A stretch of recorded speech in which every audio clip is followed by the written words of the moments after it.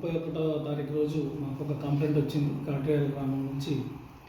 దాంట్లో ఫిర్యాదు ఏంటంటే కొంతమంది ఒక ముగ్గురు వ్యక్తులు వాళ్ళ ఇంటికి వచ్చి వాళ్ళ ఇంట్లో బంగారం ఉంది, దాన్ని తీసిస్తాము, పూజలు చేసి తీసిస్తామని చెప్పేసి కంప్లైంట్ దగ్గర నుంచి సుమారు ఒక 5 లక్షల వరకు ఖర్చు పెట్టించినారు. కొంత ఖర్చు పెట్టించి 4,20,000 వరకు తీసుకున్నామని చెప్పేసి కంప్లైంట్ రావడం జరిగింది.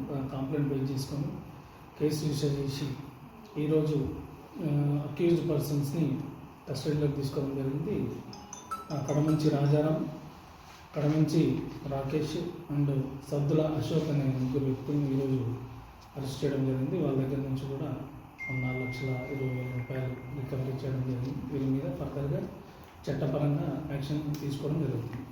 వీళ్ళపైన ప్రజలకి మా తరఫు నుంచి విజ్ఞప్తి ఏంటంటే, చాలామంది ఈ విధంగా పబ్లిక్ని మోసం చేస్తూ గ్రామాల్లో ఇళ్లలో తిరుగుతూ మీ ఇంట్లో బంగారం ఉంది, నిధులు ఉన్నాయి అని చెప్పేసి మాయమాటలు చెప్పి మా దగ్గర నుంచి డబ్బులు తీసుకుంటున్నారు. ప్రజలు కూడా చాలామంది ఈ విషయాన్ని పోలీసు దృష్టిలోకి తీసుకురావడం లేదు. కాబట్టి ఇలాంటి దుష్ప్రచారాలని ఎవరు కూడా నమ్మకూడదు.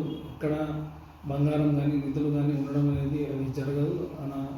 చాలామంది వీటికి నిజంగానే ఉందనుకొని నమ్మి వాళ్ళ విలువైన సొమ్ముని కోల్పోతున్నారు. కొంతమంది అయితే అప్పులు తీసి మరి ఈ విధంగా ఇస్తున్నారని మా దృష్టికి రావడం జరిగింది.